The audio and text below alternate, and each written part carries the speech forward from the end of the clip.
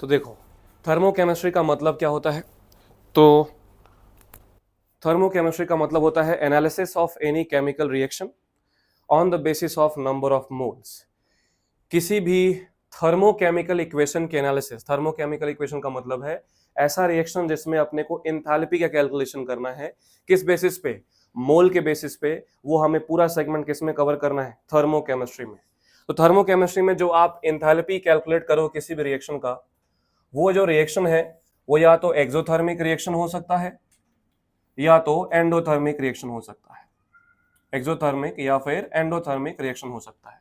In short, दूसरी भाषा में अगर बोलूं, अगर किसी केमिकल रिएक्शन से एनर्जी रिलीज हो रहा है तो उसको क्या बोलेंगे? एक्सोथर्मिक। और अगर एब्जॉर्ब हो रहा है तो क्या बोलेंगे? एंडोथर्मिक। इसको पहचानना कभी कभी थोड़ा डिफिकल्ट हो जाता है ना। कभी कभी देखोगे कि डेल्टा एच नेगेटिव साफ साफ लिखा नहीं होता है। जैसे मान लो हमारे पास ऐसा है कि A plus B gives C, कोई रिएक्शन है और लिखा है delta H equal to plus 40 kilo joule per mole. तो यहाँ साफ साफ दिख रहा है कि यहाँ पे जो एंथैल्पी है, जो एनर्जी है, क्या हुआ है? एब्जॉर्ब हुआ है, प्लस में दिया है। तो इस प्रोसेस को क्या बोल सकते हो? Endothermic process. सिमिलरली यहाँ पे लिखा हो A plus B gives 2C और यहाँ एंथैल्पी लिखा हो -20 किलो जूल पर मोल, तो हम बोल सकते हैं कि रिएक्शन कैसा है? एक्सोथर्मिक। लेकिन ऐसा नहीं कि एक्सोथर्मिक में साफ साफ ऐसा लिखा ही होगा। कभी कभी ऐसा भी लिख सकते हैं कि A plus B gives C plus something Q heat 20 kilo joule. अगर प्रोडक्ट के साथ हीट रिलीज हो रहा है, अगर प्रोडक्ट के साथ हीट रिलीज हो रहा है तो भी हम इस प्रोसेस को क्या बोल सकते हैं? Exothermic process. और यहां पे तुम डेल्टा एच जो लिखोगे वो क्या लिखोगे? -Q किलो जूल पर मोल या किलो कैलोरी पर मोल, व्हाटएवर। सिमिलरली इसको हम ऐसा भी लिख सकते हैं, A plus B minus Q gives C। अगर रिएक्टेंट से हीट माइनस हुआ है या प्रोडक्ट के साथ हीट प्लस हुआ है तो ये दोनों ही आपको क्या दिखाएगा? Exothermic process. एंडोथर्मिक में यहां पे A प्लस बी, रिएक्टेंट के साथ अगर कोई हीट मैंने प्लस किया है तो इस प्रोसेस को क्या बोल सकते हो? एंडोथर्मिक। या फिर A plus B gives something C plus Q। Product के साथ हीट मैंने क्या किया है? यहां पे प्लस किया है, तो भी प्रोसेस क्या होगा? Endothermic, sorry exothermic. यहां पे C माइनस Q तो क्या हो जाएगा? एंडोथर्मिक। तो देखो, एक्सो और एंडो पहचाने के तीन तीन तरीके हैं। अगर साफ साफ डेल्टा एच पॉजिटिव लिखा है तो एंडोथर्मिक हो सकता है। अगर रिएक्टेंट के साथ हीट प्लस हुआ है तो एंडोथर्मिक हो सकता है। या प्रोडक्ट के साथ हीट माइनस हुआ है तो भी क्या हो सकता है? एंडोथर्मिक। अगर साफ साफ माइनस लिखा है तो एक्सोथर्मिक बोल सकते हैं। प्रोडक्ट के साथ हीट रिलीज हुआ है तो भी एक्सोथर्मिक बोल सकते हैं। अगर यहाँ पे प्रोडक्ट के साथ हीट रिलीज हुआ है तो भी एक्सोथर्मिक बोल सकते हैं। और अगर रिएक्टेंट के साथ आपने हीट माइनस किया है तो भी एक्सोथर्मिक बोल सकते हैं। और आप यहाँ पे जरूर कंफ्यूज हो जाते हो। तो यहाँ पे दो टाइप के रिएक्शन हो सकते हैं। अब क्वेश्चन है कि थर्मोकेमिस्ट्री में हमें जो एंथैल्पी ऑफ रिएक्शन को एनालाइज करना है वो कितने टाइप्स की एंथैल्पीज हैं। तो ध्यान दीजिएगा, हमें थोड़ा पॉइंट टू पॉइंट यहाँ पे चलना है। तो थर्मोकेमिस्ट्री में जो टोटल हमें एंथैल्पीज का डिस्कशन करना है वो है 10। कितने हैं? 10। कौन कौन से? तो पहला हम सीखेंगे enthalpy calculation for physical reactions, या फिजिकल ट्रांसफॉर्मेशन, जिसमें पहला क्या आता है? Enthalpy of melting. दूसरा क्या आता है? Enthalpy of vaporisation. तीसरा क्या आता है? Enthalpy of sublimation. और सेकंड जो हमें डिस्कशन करना है वो है enthalpy change for chemical reactions, या केमिकल ट्रांसफॉर्मेशन, जिसमें क्या क्या हो सकता है? एंथैल्पी ऑफ फॉर्मेशन, अगर कहीं पे किसी सब्सटेंस का फॉर्मेशन हो रहा है उसमें एंथैल्पी निकाल सकते हो। Enthalpy of combustion, enthalpy of atomisation, enthalpy of neutralisation. इसके अलावा हो सकता है एंथैल्पी ऑफ सॉल्यूशन, इसके अलावा हो सकता है बॉन्ड एंथैल्पी, और इसके अलावा हो सकता है आपका लास्ट लैटिस एंथैल्पी। तो ये टोटल 7 केमिकल रिएक्शन में एंथैल्पी सीखना है और टोटल 3 आपको फिजिकल रिएक्शन में एंथैल्पीज का कैलकुलेशन सीखना है। फिजिकल रिएक्शन के एंथैल्पी को सीखना थोड़ा आसान है। देखो कैसे। सबसे पहले अगर मैं बात करूं what is enthalpy of melting, delta H for melting या फ्यूजन, तो सिंपल क्या बोलोगे? It is the amount of energy required, melt करोगे तो एनर्जी देना ही पड़ेगा। It is the amount of energy required to convert 1 mole of solid into liquid. अगर मैं 1 मोल सॉलिड को लिक्विड में कन्वर्ट करता हूं तो इसमें जो एनर्जी लगता है उसको हम क्या नाम देते हैं, एंथैल्पी ऑफ मेल्टिंग। और अगर ये मेजरमेंट इसके स्टैंडर्ड कंडीशन पे किया गया, देखो केमिकल रिएक्शन के लिए स्टैंडर्ड कंडीशन 25 डिग्री सेल्सियस होता है, लेकिन यहाँ पे स्टैंडर्ड कंडीशन फिजिकल में चेंज होता रहता है। जैसे यहाँ पे मेल्टिंग हुआ है तो 0 डिग्री सेल्सियस पे होगा और 1 atm पे होगा। क्लियर? तो यहाँ पे 1 मोल आइस को लिक्विड में कन्वर्ट करने के लिए, वाटर में कन्वर्ट करने के लिए जो भी एंथैल्पी लगेगा at standard condition, that is called standard enthalpy of melting. आगे क्या शब्द यूज हो जाएगा, स्टैंडर्ड, जिसको हम डेल्टा नॉट एच से रिप्रेजेंट करते हैं। तो यहाँ पे जो डेल्टा नॉट एच एम है वो कितना होता है, +6 किलो जूल पर मोल। कितना होता है, 6 किलो जूल पर मोल। तो क्या है definition, the amount of energy required to convert 1 mole of solid into liquid. Clear? और स्टैंडर्ड कंडीशन पे होगा, उसका नाम क्या हो जाएगा, स्टैंडर्ड एंथैल्पी ऑफ मेल्टिंग। अब इसमें क्वेश्चन क्या आता है, बहुत आसान। मान उसने बोला if standard enthalpy of melting of ice is 6 kilo joule per mole, then calculate the amount of energy required to convert 3 gram of ice into water।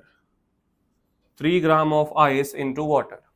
तो देखो हम सबको पता है कि ये जो दिया है इसमें सिर्फ यूनिटरी मेथड काम करेगा कि 1 मोल अगर हमें आइस को कन्वर्ट करना है तो एंथैल्पी कितना है, 6 किलो जूल। तो क्या हम 3 ग्राम आइस का मोल निकाल सकते हैं? तो ऑब्वियसली मोल का formula given mass 3 upon molar mass 18। तो कितना हो गया भाई ये, 1/6 मोल। तो बताओ अगर 1 मोल में 6 है तो 1/6 मोल में कितना लगेगा, 1 किलो जूल यहाँ पे टोटल एनर्जी लगेगा। तो ये यूनिटरी मेथड पे क्वेश्चन आते हैं। क्लियर? सेकंड है, सेकंड टाइप का डेफिनेशन है एंथैल्पी ऑफ मेल्टिंग के बाद एंथैल्पी ऑफ वेपराइजेशन।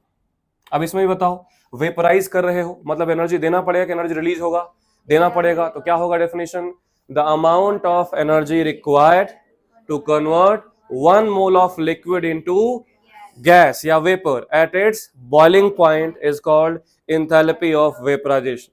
और अगर स्टैंडर्ड कंडीशन लिखा है तो उसका नाम क्या हो जाएगा, स्टैंडर्ड एंथैल्पी ऑफ वेपराइजेशन। जैसे अगर आप 1 मोल H2O को वेपराइज करते हो H2O गैस में, तो अगर एग्जैक्ट अमाउंट ऑफ एनर्जी चाहिए आपको तो वो होता है तकरीबन 40.67 किलो जूल पर मोल। बॉइलिंग पॉइंट पे कितना होता है, 40.67 किलो जूल पर मोल। सिमिलरली आप तीसरा भी डेफिनेशन लिख सकते हैं, what is enthalpy of sublimation. क्या इसमें लिखोगे, तो सबसे पहले कोशिश ये करेंगे सब्लिमेशन समझने का। सब्लिमेशन वो प्रोसेस है इसमें सॉलिड किस में कन्वर्ट हो जाता है, गैस में, without converting into liquid. Ice का कभी भी सब्लिमेशन नहीं होता है, किसका होता है, ड्राई आइस का। ड्राई आइस क्या होता है, CO2 सॉलिड, नेप्थलीन, आयोडीन, इन सबका क्या होता है, सब्लिमेशन। तो चलो डेफिनेशन बनाओ सब्लिमेशन का, amount of energy required to convert 1 mole of solid into gas. Clear? और उसमें जो स्टैंडर्ड कंडीशन पे होगा उसका नाम क्या हो जाएगा, स्टैंडर्ड एंथैल्पी ऑफ सब्लिमेशन। तो इसमें आपने सीखा सिंपल कि अगर हम फिजिकल ट्रांसफॉर्मेशन में सीख रहे हैं तो सिर्फ यूनिटरी मेथड पे आता है और ये 3 ही है। अब इसमें मैं एक नोट बता देता हूं, तुमसे कोई पूछे कि एंथैल्पी ऑफ फिजिकल ट्रांसफॉर्मेशन किस पे डिपेंड करता है, ये एक नोट पॉइंट है जो मैं समझा रहा हूं। एंथैल्पी ऑफ फिजिकल ट्रांसफॉर्मेशन किस पे डिपेंड करता है, तो आपका आंसर रहेगा फोर्स ऑफ अट्रैक्शन और टेम्परेचर पे। किस पे, force of attraction and temperature. हम नोट पॉइंट करके क्या लिख लेंगे, enthalpy of physical reaction depends on temperature and force of attraction between the particles. चलो अब आगे बढ़ते हैं। सेकंड है calculation of delta H for chemical reaction. Calculation of delta H for chemical reaction.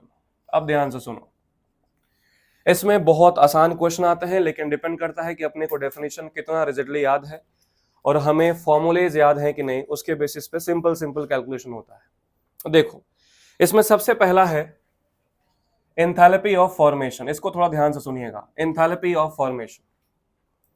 Enthalpy of formation क्या होता है, देखो तो इसमें हम सिंपल बोलेंगे it is the amount of energy associated. मैंने रिलीज या फॉर्म नहीं बोला या रिलीज या एब्जॉर्ब नहीं बोला, मैंने क्या बोला, it is the amount of energy associated, मतलब रिलीज भी हो सकता है और एब्जॉर्ब भी हो सकता है, to form 1 mole of a compound from its standard state. 1 mole compound अगर आपने बनाया है जिसमें एलिमेंट्स किधर मौजूद हैं, उनके स्टैंडर्ड स्टेट में, तो उसमें जो भी एंथैल्पी एसोसिएट होगा उसको क्या नाम देंगे, enthalpy of formation. And if this measurement takes place at standard condition, और किसी भी रिएक्शन का स्टैंडर्ड कंडीशन कितना होता है 25 डिग्री सेल्सियस, तो इसको क्या नाम दोगे, स्टैंडर्ड एंथैल्पी ऑफ फॉर्मेशन. तो हम यहाँ पे सिंपल समझ सकते हैं, it is the amount of energy associated when 1 mole of a compound form, 1 mole of a compound form from its constituent elements in their standard state, in their standard state. और अगर ये standard condition पे होगा तो इसका हम नाम क्या बोल सकते हैं, स्टैंडर्ड एंथैल्पी ऑफ फॉर्मेशन. अगर ये मेजरमेंट स्टैंडर्ड कंडीशन पे होगा तो क्या नाम देंगे, स्टैंडर्ड एंथैल्पी ऑफ फॉर्मेशन. ध्यान से सुनिएगा. अब यहां पे आगे देखते हैं. ये तो डेफिनेशन हो गया.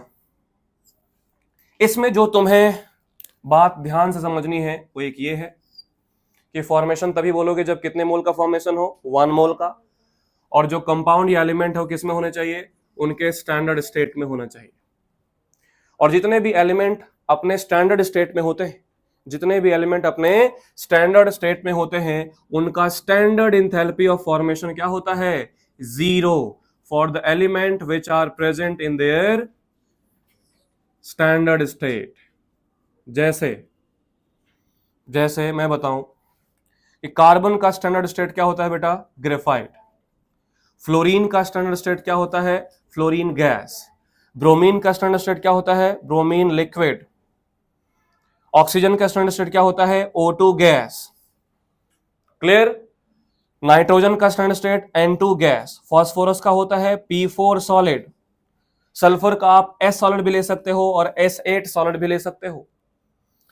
यहां पे आयोडीन की बात करो तो I2 सॉलिड होता है. ये एलिमेंट्स हैं जो अपने स्टैंडर्ड स्टेट में होंगे और सिर्फ इनका ही स्टैंडर्ड एंथैल्पी ऑफ फॉर्मेशन क्या होगा, 0. अगर आपने कार्बन के बाजू में डायमंड लिखा है तो वो उसका स्टैंडर्ड स्टेट नहीं हुआ.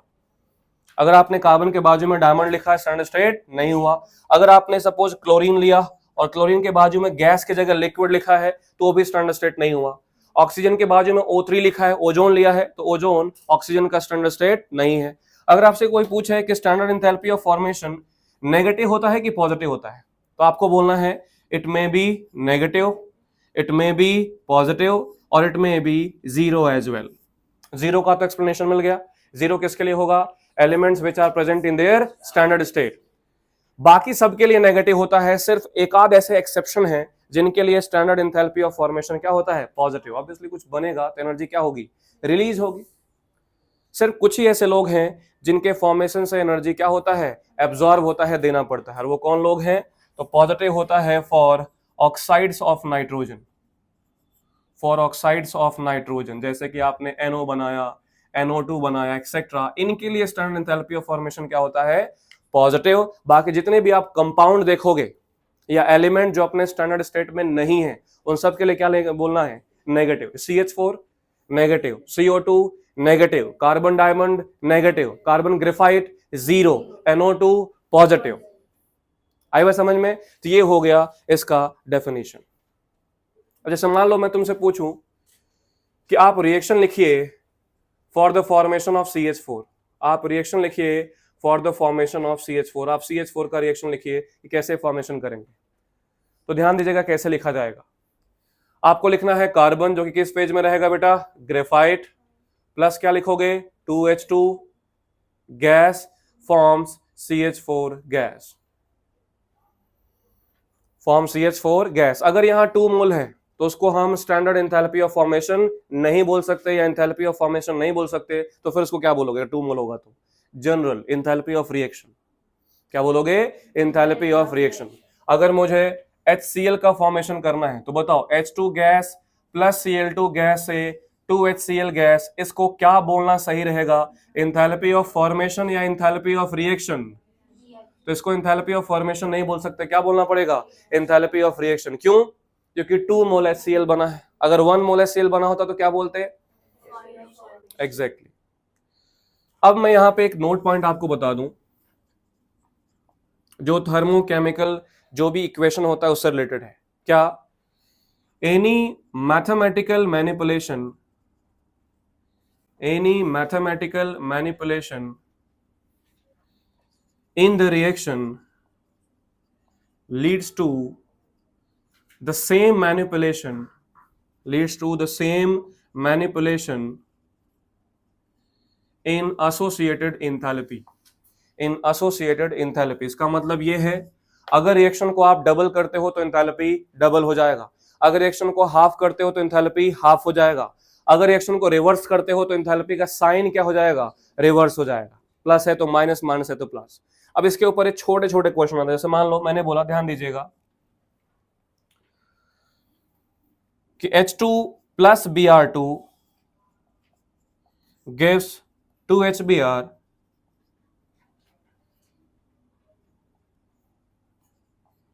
enthalpy is something minus x kilojoule per mole. What is the enthalpy of formation of HBr? ये क्वेश्चन है। तुम्हें एक रिएक्शन दिया है, उस रिएक्शन की एंथैल्पी दे रखी है कितनी? बोलिए, माइनस एक्स किलोजूल पर मोल। तुमसे क्वेश्चन पूछा है what is the enthalpy of formation of HBr। तो जब भी पहले कोई क्वेश्चन पूछे थर्मोकेमिस्ट्री में, उसका तुम दिमाग में तुरंत रिएक्शन सोचना। क्या सोचोगे? रिएक्शन। क्या आप HBr बनाते तो यही रिएक्शन लिखते? नहीं, आपको क्या लिखना पड़ता है HBr बनाने के लिए? Half H2 plus half Br2 gives HBr। तो क्या वही है जो हमें चाहिए? नहीं, लेकिन इसको अगर मैं 2 से डिवाइड कर दूं तो डेफिनेटली हमें मिल जाएगा जो हमें चाहिए। मतलब अगर मुझे enthalpy of formation of HBr चाहिए तो इस रिएक्शन को किससे डिवाइड करना पड़ेगा? 2 से। और अगर 2 से डिवाइड करोगे तो एंथैल्पी भी 2 से डिवाइड हो जाएगा। मतलब enthalpy of formation of HBr कितना मिल जाएगा? बोलो, -x/2 किलो जूल पर मोल। क्या समझ में आया? तो क्या हमें एंथैल्पी ऑफ फॉर्मेशन क्लियर है? तो फॉर्मेशन प्लस माइनस जीरो कुछ भी हो सकता है, जीरो इसके लिए हो सकता है, पॉजिटिव सिर्फ ऑक्साइड्स ऑफ नाइट्रोजन के लिए हो सकता है, बाकी सब के लिए क्या होगा? नेगेटिव। एंथैल्पी ऑफ फॉर्मेशन तभी बोलोगे जब 1 मोल का फॉर्मेशन हो रहा है, और वो भी कहां से? उनके स्टैंडर्ड स्टेट से। सेकंड है, पहला एंथैल्पी ऑफ फॉर्मेशन पढ़ने के बाद सेकंड है एंथैल्पी ऑफ कंबशन। अब कंबशन नाम से क्या दिख रहा है भाई? हमने क्या समझा है कंबशन? किसी भी कंपाउंड का रिएक्शन कराना विद ऑक्सीजन। तो सेकंड जो हमें सीखना है, enthalpy of chemical reaction is enthalpy of combustion. इसमें भी सेम डेफिनेशन है, लेकिन हमें पता है कि जब भी कंबशन होगा तो ऑलवेज एनर्जी क्या होगा? रिलीज। तो चलो डेफिनेशन बोलो, the amount of energy release when 1 mole of a compound is burned in air, excess of air या एक्सेस ऑफ ऑक्सीजन। जब 1 मोल कंपाउंड को आप एक्सेस में जलाते हो ऑक्सीजन के साथ, जो भी एनर्जी रिलीज होता है उसको क्या बोलते हैं? Enthalpy of combustion. जैसे मान लो एग्जांपल की बात करें कि अगर आपने ग्रेफाइट को जलाया 1 मोल ग्रेफाइट को O2 के साथ, तो क्या बनेगा? CO2 बनेगा। क्या बनेगा? CO2। अगर आपने हाइड्रोजन गैस को जलाया इन प्रेजेंस ऑफ ऑक्सीजन, तो ये H2O बनेगा। क्लियर? अगर स्टैंडर्ड स्टेट में लेना है तो जब भी आप फॉर्मेशन करोगे तो यहाँ H2O लिक्विड लिखोगे।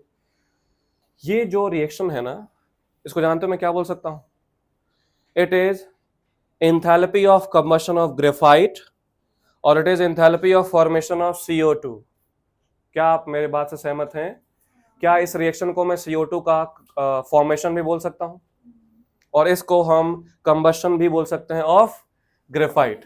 इस रिएक्शन को वाटर का फॉर्मेशन भी बोल सकते हैं और हाइड्रोजन का कंबशन भी बोल सकते हैं। तो स्टैंडर्ड कंडीशन पे कराया जाए तो इसका जो स्टैंडर्ड एंथैल्पी ऑफ कंबशन है या standard enthalpy of formation of CO2 है, जो भी कह लो, ये होता है लगभग -393.5 किलो जूल पर मोल। और इसको जलाया जाता है हाइड्रोजन को या H2O का फॉर्मेशन किया जाता है तो स्टैंडर्ड कंडीशन पे -283.5 या 285.3 किलो जूल पर मोल होता है। हमें डेटा याद नहीं करना, डोंट वरी, वो दिया होता है क्वेश्चन। तो इसको हम नाम देंगे एंथैल्पी ऑफ कंबशन। अब एक स्टेटमेंट बोल रहा हूं, बताओ तुम सही है क्या? Standard enthalpy of combustion is always exothermic. True और फॉल्स? ट्रू। कंबशन हमेशा ही क्या होगा? नेगेटिव। क्लियर? तो ये हो गया स्टैंडर्ड एंथैल्पी ऑफ कंबशन। यहां पे हमें एक नोट लिखना है। देखो, जो भी हम स्टैंडर्ड एंथैल्पी ऑफ कंबशन निकालते हैं यूजुअली फ्यूल्स का होता है। किसका होता है? फ्यूल्स का। मीथेन, ब्यूटेन, प्रोपेन, इनका होता है। और फ्यूल्स के लिए अगर आपको बोलना है कि कोई अच्छा फ्यूल है, तो हम ये तो बोलेंगे कि स्टैंडर्ड एंथैल्पी ऑफ कंबशन अच्छा होना चाहिए। मान लो 1 मोल जलाओ और 1600 किलो जूल निकला, 1 मोल जलाओ और आपका 2200 किलो जूल पर मोल निकला। तो देखने से तो क्या लग रहा है कि -2200 अगर निकला है तो वो फ्यूल सबसे अच्छा होगा। बट इसमें एक टर्निंग पॉइंट ये है, किसी भी फ्यूल को अच्छा बोलने के लिए किलो जूल पर मोल नहीं देखते हैं, किलो जूल पर ग्राम देखना पड़ता है। क्या देखना पड़ता है? किलो जूल पर ग्राम। तो मैं यहां पे एक लाइन लिख रहा हूं, greater the enthalpy of combustion in kilo joule पर ग्राम, best will be the fuel. Best will be the fuel.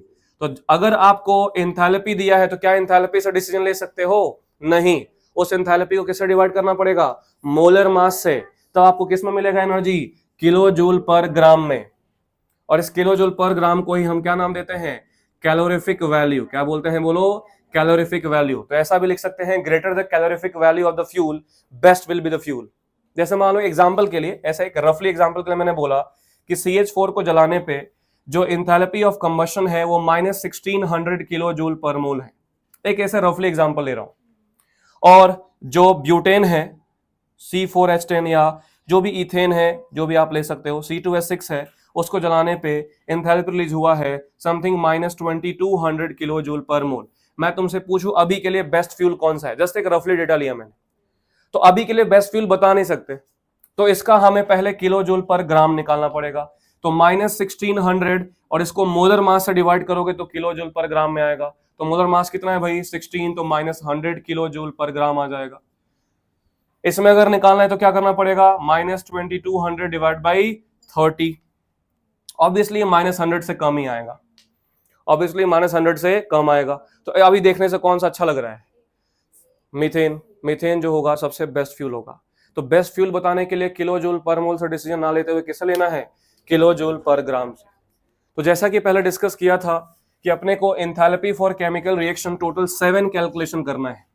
Formation, enthalpy of combustion, enthalpy of neutralisation, enthalpy of atomisation, bond enthalpy, solution का enthalpy और lattice enthalpy से 7 calculation करना है, जिसमें हमने 2 सीख लिया। कौन कौन सा? एंथैल्पी ऑफ फॉर्मेशन और एंथैल्पी ऑफ कंबशन। लेकिन आगे बढ़ने से पहले हमें सीखना पड़ेगा कि अगर कोई जनरल रिएक्शन है, अगर कोई जनरल रिएक्शन है तो उसका हम एंथैल्पी कैसे निकाल सकते हैं? How to calculate enthalpy of reaction of any general reaction. जैसे मान लो मैंने बोला कि 2C + 4H2 से या 2H2 से मैं 2CH4 बना रहा हूं, या SO2 + ½ O2 से SO3 बना रहा हूं, तो ये कोई फॉर्मेशन है, ये कोई कंबशन नहीं है।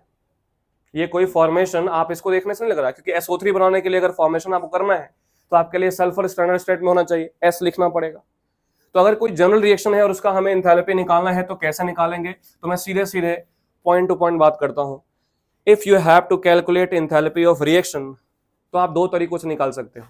पहला, या तो कंपोनेंट्स का मेरा मतलब है कि रिएक्टेंट और प्रोडक्ट्स का एंथैल्पी ऑफ फॉर्मेशन दिया हो, या तो उनका एंथैल्पी ऑफ कंबशन दिया हो।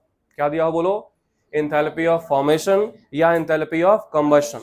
अगर आपको निकालना है enthalpy of reaction on the basis of enthalpy of formation, अगर एंथैल्पी ऑफ फॉर्मेशन दिया, बिल्कुल दिमाग में बसा लेना, अगर एंथैल्पी ऑफ फॉर्मेशन दिया है 2-3 कंपोनेंट्स का, and you have to calculate enthalpy of reaction. अब ऐसा नहीं कि वो बोला रहेगा एंथैल्पी ऑफ रिएक्शन, हो सकता है रिएक्शन आपको बनाना पड़े। Like find out enthalpy of combustion, तो कंबशन भी एक क्या है? रिएक्शन ही है। ऐसा नहीं कि नहीं सर यहां तो ये बोला ही नहीं कि एंथैल्पी ऑफ रिएक्शन निकालो, यहां तो बोला है एंथैल्पी ऑफ कंबशन निकालो, आपने तो सिखाया ही नहीं। तो वो एंथैल्पी ऑफ रिएक्शन बोलने जरूरी नहीं है। तुम्हें किस पे फोकस करना है कि क्या किसी भी कंपोनेंट का एंथैल्पी ऑफ फॉर्मेशन दिया है क्या? अगर एंथैल्पी ऑफ फॉर्मेशन दिया है तो डेफिनेटली जो पूछा है उसको रिएक्शन में लिख दो, और उस रिएक्शन को आप एंथैल्पी ऑफ फॉर्मेशन के बेसिस से लिखो। मैं क्वेश्चन करके दिखाता हूं ना, ऐसे अंग्रेजी में समझ नहीं आएगा। देखो, अगर आपको किस रिएक्शन का निकालना हो तो सिंपली क्या लिखोगे? एंथैल्पी ऑफ रिएक्शन होगा mole into enthalpy of formation of product minus mole into enthalpy of formation of reactant clear? जैसे एग्जाम्पल है, ध्यान सुनना, एग्जाम्पल करके दिखाता हूं मैं। If enthalpy of formation of CO2 and H2O, enthalpy of formation of CO2, H2O and glucose C6H12O6 are something minus 400, minus 300 and minus 1300 kilojoule per mole, then find out enthalpy of combustion of glucose. अब question पढ़ के देखो, देखने से लग रहा है sir क्या निकालना है अपने को, एंथैल्पी ऑफ कंबशन। यहां तो रिएक्शन बोला ही नहीं है, तो कंबशन ही अपने लिए क्या है, रिएक्शन है। तो पहला पॉइंट ध्यान से पढ़ना है। पहला पॉइंट ध्यान से पढ़ने से क्या दिख रहा है कि हमें क्या मिला है, एंथैल्पी ऑफ फॉर्मेशन। और अगर मिला है तो जो भी चाहिए उसका रिएक्शन बनाइए और फटाक से लिख दीजिए। हमें किसका निकालना है बेटा, enthalpy of combustion of glucose. तो चलो इसको रिएक्शन के फॉर्म में लिखते हैं। तो C6H12O6 अपना ग्लूकोज है, इसका कंबशन का मतलब किसके साथ रिएक्शन कराओगे, O2 के साथ। तो क्या बनेगा, CO2 एंड H2O। बैलेंस करोगे तो ये 6 आ जाएगा, 6 आ जाएगा, 6 आ जाएगा। क्या हमें इसका फॉर्मेशन दिया है, बोलो यस और नो। क्या हमें इसका फॉर्मेशन दिया है, और इसका भी हमें फॉर्मेशन दिया है। और ये पूरा का पूरा रिएक्शन अपने लिए क्या हुआ, ये हुआ अपने लिए एंथैल्पी ऑफ कंबशन, या दूसरी भाषा में एंथैल्पी ऑफ रिएक्शन। क्योंकि ये कंबशन ही अपने लिए क्या है, रिएक्शन है। इसमें तमाम कंफ्यूजन होता है, रिएक्शन है, कंबशन है, फॉर्मेशन, क्या दिया है, किसके बेसिस पे निकालना है वो ध्यान देना है। तो अपने क्या दिया है भाई, एंथैल्पी ऑफ फॉर्मेशन दिया है। तो चलो क्या कर लेंगे बोलो, तो एंथैल्पी ऑफ रिएक्शन क्या आ जाएगा बोलिए, 6 into enthalpy of formation of CO2 plus 6 into enthalpy of formation of H2O minus 1 into enthalpy of formation of glucose plus 6 into enthalpy of formation of O2। और हमने पढ़ा कि जो भी स्टैंडर्ड स्टेट है उनका एंथैल्पी ऑफ फॉर्मेशन क्या होता है, 0। तो O2 तो अपने स्टैंडर्ड स्टेट में है, हमें ये मालूम है, ये मालूम है, ये मालूम है, वैल्यू पुट करोगे आंसर आ जाएगा which is approximately -2900 kilo joule per mole. तो ये हमने एंथैल्पी ऑफ रिएक्शन निकाला किस बेसिस पे बेटा, एंथैल्पी ऑफ फॉर्मेशन के बेसिस पे। सेकंड हमें निकालना enthalpy of reaction on the basis of enthalpy of what, combustion. तो अगर हमें कंबशन दिया है और उसके बाद हमें एंथैल्पी ऑफ रिएक्शन निकालना है, कंबशन किसका दिया है, कंपोनेंट्स का। कंपोनेंट्स का मतलब रिएक्टेंट्स और प्रोडक्ट्स में से किसी भी एक दो का अगर कंबशन दिया है और किसी भी जनरल रिएक्शन का निकालना है, चाहे वो रिएक्शन फॉर्मेशन हो चाहे वो रिएक्शन कंबशन हो, तो भी हम निकाल सकते हैं। कैसे, तो सिंपली फॉर्मूला लगाना है, enthalpy of reaction is equal to mole into enthalpy of combustion of all the reactants minus mole into enthalpy of combustion of all the products। मतलब इसी फॉर्मूले का जस्ट क्या कर देना है, रिवर्स कर देना, उल्टा कर देना है। तो अगर कंपोनेंट्स का फॉर्मेशन दिया है तो बोलो प्रोडक्ट माइनस रिएक्टेंट, और अगर कंबशन दिया है तो रिएक्टेंट माइनस प्रोडक्ट। समझ रहे हो, लास्ट में क्या पूछा है वही अपने लिए रिएक्शन है। ऐसा नहीं कि रिएक्शन शब्द दिया होगा तो ही आप इस क्वेश्चन को परफॉर्म करोगे। समझ में आया? तो ये हो गया कैसे हम डेल्टा HR निकालेंगे। अब यहां पे एक मैं बात कर लेता हूं थ्योरेटिकल बात कि what are the factors that affect enthalpy of reaction. तो पहला फैक्टर जो अफेक्ट करता है वो होता है इनका फिजिकल स्टेट। क्या होता है, फिजिकल स्टेट। मतलब अगर तुम सॉलिड का फॉर्मेशन करो, लिक्विड का फॉर्मेशन करो और गैस का फॉर्मेशन करो या किसी का भी कंबशन करो, उसके ऊपर एंथैल्पी ऑफ रिएक्शन डिपेंड करता है। कितना होगा, कैसा होगा, ये उनके फोर्स ऑफ अट्रैक्शन पर डिपेंड करेगा। सेकंड डिपेंड करता है इनके टेम्परेचर पे। किस पे, टेम्परेचर पे। हम सबको पता है कि डेल्टा एच अगर निकालना हो तो फॉर्मूला क्या लगाते हैं, NCP डेल्टा T। अगर किसी गैसेस मिक्सचर का एंथैल्पी निकालना हो तो क्या लगाते हैं, NCP डेल्टा T। ये जो CP है ना, आपको समझाया था टेम्परेचर डिपेंडेंट है। अब अगर ये CP वेरिएबल है तो आपको डेल्टा की जगह क्या लिखना पड़ेगा, DH is equal to NCP/dt और इसको इंटीग्रेट करना पड़ेगा, लेकिन ऑल द टाइम हमें Cp की कोई ना कोई एक फिक्स वैल्यू दी गई होती है, इसलिए हम ये फॉर्मूला लगा सकते हैं, वरना हमें इसको इंटीग्रेट करना पड़ता फ्रॉम T1 टू T2 और उसके बाद ये क्वेश्चन करते, मतलब इन शॉर्ट डेल्टा H किस पर डिपेंड करता है, टेम्परेचर पे। थर्ड जिस पर डिपेंड करता है वो है एलोट्रॉपिक फॉर्म। किस पे, एलोट्रॉपिक फॉर्म पे डिपेंड करता है। जैसे कार्बन को ही ले लो, अगर आप कार्बन डायमंड लेते हो और इसको जलाते हो और ग्रेफाइट लेते हो और इसको जलाते हो, तो डायमंड को जलाने पे -395.3 किलो जूल निकलता है और ग्रेफाइट को जलाने पे -393.5 किलो जूल पर मोल एनर्जी निकलता है। And this shows that enthalpy of combustion depends on allotropic form, कि कौन से एलिमेंट का कौन सा एलोट्रॉपिक फॉर्म आपने यूज किया है। And the last term is amount of reactant, जो कि ऑब्वियसली एकदम बिल्कुल रिलेटेबल है। 1 मोल जलाने पे 6 किलो जूल निकल रहा है, तो 2 मोल जलाने पे कितना होगा, 12 किलो जूल। कॉमन सेंस है, मतलब जो एंथैल्पी ऑफ रिएक्शन है वो डायरेक्टली प्रोपोर्शनल होगा किसके, अमाउंट ऑफ रिएक्टेंट के। जितना ज्यादा अमाउंट बढ़ाओगे एंथैल्पी ऑफ रिएक्शन भी उतना चेंज होगा। तो ये कुछ बीच में एक आध क्वेश्चन पूछे जाते हैं जिससे आप क्वेश्चन कर सकते हो, और इसके ऊपर तो बहुत फेमस, ये क्वेश्चन बहुत कॉमन है आना। तो इस पूरे टॉपिक से क्या सीखा, अगर अपने को एंथैल्पी ऑफ फॉर्मेशन दिया है तो प्रोडक्ट माइनस रिएक्टेंट, और अगर एंथैल्पी ऑफ कंबशन दिया है तो रिएक्टेंट माइनस प्रोडक्ट, उसके बेसिस पे क्वेश्चन कर सकते हो, और एंथैल्पी ऑफ रिएक्शन इस पर डिपेंड करता है। अब इस क्वेश्चन को ऑल्टरनेट तरीके सॉल्व करने के लिए, या इनफैक्ट पूरे थर्मोकेमिस्ट्री में किसी भी क्वेश्चन को अगर एंथैल्पी के लिए सॉल्व करना है, तो एक दूसरा फॉर्मूला आता है, दूसरा रूल आता है, जिसको हम नाम देते हैं हेस लॉ। क्या नाम देते हैं, हेस लॉ। आपने नाम सुना भी होगा, Hess law of constant heat summation. अगर इसी क्वेश्चन को हमें दूसरे तरीके सॉल्व करना होता, या इनफैक्ट मैं बोलूं थर्मोकेमिस्ट्री का कोई भी क्वेश्चन अगर एक ही तरीके सॉल्व करना है, तो उसका नाम क्या है, हेस लॉ। हेस लॉ क्या बोलता है बेटा, तो Hess law of constant heat summation ये बोलता है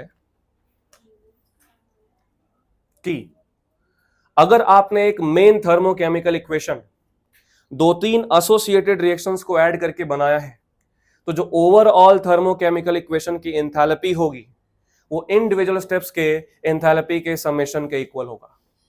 the overall enthalpy of a main thermochemical equation is the algebraic summation of enthalpies of the individual steps, जो भी आपने ऐड करा है, जिसको मैथमेटिक्स की भाषा में समझना थोड़ा आसान है, कि अगर आपने A + B से C बनाया जिसका एंथैल्पी है सपोज 40 किलो जूल पर मोल, और आपने C से D बनाया जिसका एंथैल्पी है 60 kilo joule per mole, then enthalpy of the reaction A + B gives D will be। तो सिंपल, अगर मुझे इस रिएक्शन की एंथैल्पी निकालना है तो क्या करना होगा, तो देखो आसान है, इन दोनों को सिंपली क्या कर देना है, ऐड कर देना है। तो A + B gives C, इसका एंथैल्पी डेल्टा H1 दे रखा है 40, C + D या C to D gives दे रखा है अपने को सेकेंड एंथैल्पी 60, और हमें चाहिए A + B gives D। तो जो चाहिए उसको ध्यान से देखना है, जो चाहिए उसको ध्यान से देखना है। जैसे मान लो इस क्वेश्चन को थोड़ा सा मेरे को घुमाना होता, तो मैं ऐसा कर देता, देखो मान लो मैंने बोला कि 2D से 2C दिया है, अब ये दिया है 2D से 2C, और ये चाहिए, थोड़ा सा चेंज हो गया। तो तुम्हें ध्यान नहीं देना कि किस पे क्या दिया है, तुम्हें जो चाहिए उसको पहले ध्यान दो। तो चाहिए हमें क्या, A + B किधर चाहिए बेटा, लेफ्ट में। तो देखो फर्स्ट रिएक्शन में A + B लेफ्ट में है, हमें कुछ भी छेड़छाड़ करने की आवश्यकता नहीं है। राइट में हमें क्या चाहिए, राइट में हमें चाहिए D। तो अब राइट में तुम्हें D लाना है कुछ भी करके। तो देखो गिवन रिएक्शन में अपने को लेफ्ट में D दिया है, तो पहली बात जो समझ में आ रही है, रिएक्शन क्या करना पड़ेगा, रिवर्स करना पड़ेगा। रिवर्स करोगे तो 2D मिलेगा कि 2C मिलेगा, 2D मिलेगा। राइट में क्या मिलेगा, 2D, और हमें क्या चाहिए, सिर्फ D, तो हम सीधा सीधा हाफ से डिवाइड कर देंगे, मतलब 1/2 कर देंगे। मतलब सेकेंड रिएक्शन को, रिएक्शन 2 को हमने क्या किया, रिएक्शन 2 को हमने पहले किया रिवर्स, एंड देन क्या किया, हाफ। तो जब रिवर्स किया तो ये क्या बन गया, 2C से इधर आ गया 2C, और हाफ करोगे तो C गिव्स क्या आ गया, D। अब अगर आपने ये जो काम मैनिपुलेशन इस रिएक्शन में किया है, सेम मैनिपुलेशन आपको किस में करना पड़ेगा, एंथैल्पी में। तो एंथैल्पी कितना था बेटा 60, क्या किया आपने रिवर्स, तो कितना हो गया -60, और आपने किया हाफ तो ये डिवाइड भी क्या हो जाएगा 2, तो ये -30 आ गया। अब इन दोनों को ऐड कर दो तो सी सी क्या हो गया कैंसिल, तो A plus B gives D, मतलब थर्ड एंथैल्पी जो डेल्टा H3 है वो कितना आ गया delta H1 plus delta H2 by 2।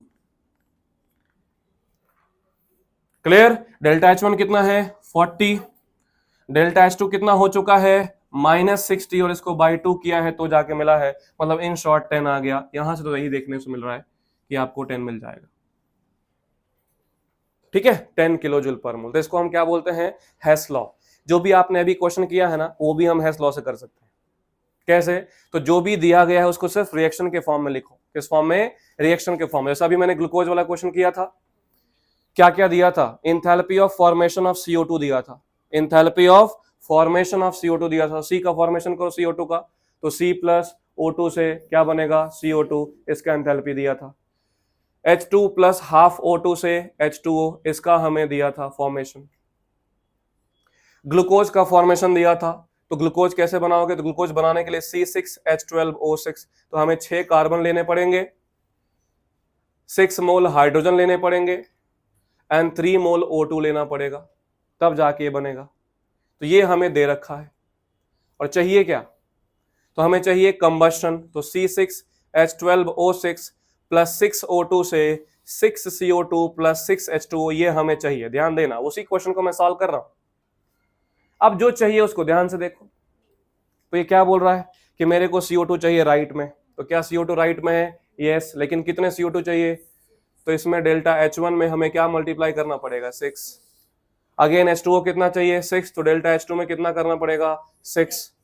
हमें C6H12O6 दिया किधर है, राइट में, चाहिए किधर लेफ्ट में, तो हमें रिवर्स करना पड़ेगा। रिवर्स करते ही क्या हो जाएगा ये माइनस डेल्टा H3, तो रिवर्स करो जरा, तो रिवर्स करते क्या हो जाएगा ये C6H12O6 है ना प्लस 6O2, सॉरी गिव्स क्या बनेगा 6C plus 6H2 plus 3O2।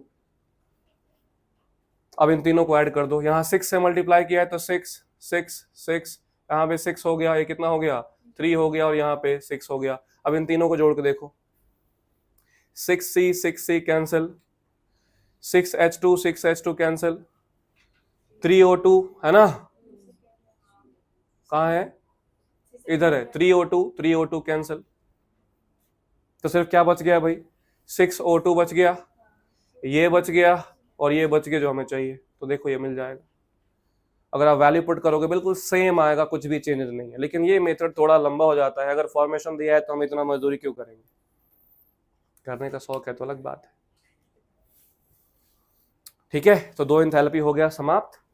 तीसरे की तरफ बढ़ते हैं, और ये थोड़ा इंपॉर्टेंट था जो अभी हमने सीखा है, खासकर रिएक्शंस वगैरह पहचानना थोड़ा आसान रहता है।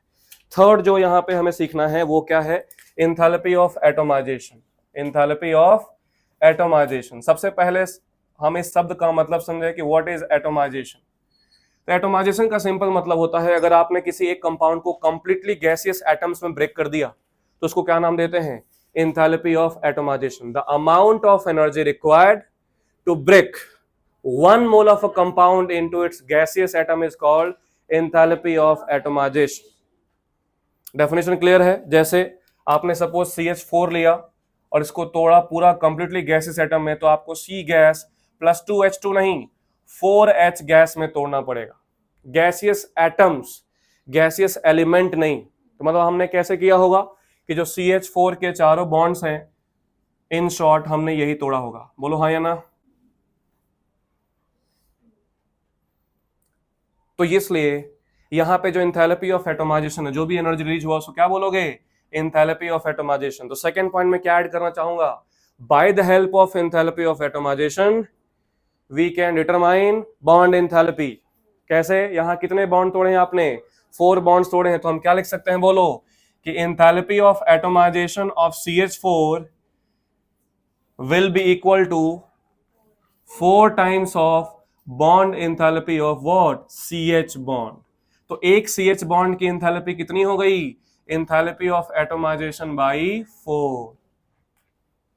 जैसे इसमें काफी एक फेमस क्वेश्चन हमने किया था कि इफ एंथैल्पी ऑफ एटमाइजेशन, ध्यान दीजिएगा इस क्वेश्चन के ऊपर, if enthalpy of atomisation of PH3 and P2H4 are X and Y kilojoule per mole, then find out bond enthalpy of PP bond। देखना, ये अपना क्वेश्चन है। देखो हम क्या एक एक लाइन से समझते आ रहे हैं, 3 टाइप का फिजिकल एंथैल्पी हो गया, 7 टाइप की केमिकल रिएक्शन में एंथैल्पी सीखना है। इसमें 1 हो गया एंथैल्पी ऑफ फॉर्मेशन, इसमें छोटे छोटे पॉइंट पड़े कि 1 मोल होना चाहिए, स्टैंडर्ड स्टेट होना चाहिए, किसका 0, किसका पॉजिटिव, किसका नेगेटिव।